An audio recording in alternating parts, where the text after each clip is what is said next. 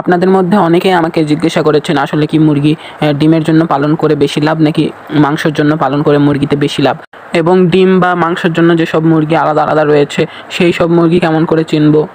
এই নিয়ে আপনারা অনেকে আমাকে প্রশ্ন করেছেন। তো আজকের এই ভিডিওটা এর উপরই। তো আসসালামু আলাইকুম, আশা করি আপনারা সবাই অনেক বেশি ভালো আছেন, আল্লাহর রহমতে আমরাও ভালো আছি, সুস্থ আছি। তো আজকের ভিডিওটা খুবই ছোট্ট একটু ভিডিও, অর্থাৎ শুধু 2.5 মিনিটের ভিডিও। এই ভিডিওটার মাধ্যমে আমি আপনাদেরকে বলবো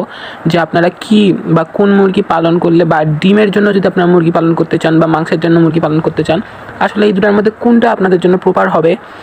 বা কোনটাতে লাভ বেশি, এটা আপনাদেরকে আজকে ভিডিওটার মাধ্যমে বলবো। তো আসলে আপনারা মুরগি যদি ডিমের জন্য পালন করেন বা মুরগি এই মাংসের জন্য পালন করেন, তো আপনাদেরকে স্পেসিফিক যেই মুরগিগুলো ডিমের জন্যই বেশি ডিমের জন্যই যেসব মুরগি বেশি পরিচিত, যেমন আপনাদের হচ্ছে ফার্মি মুরগি বা হচ্ছে দেশি মুরগি, টাইগার মুরগি, তো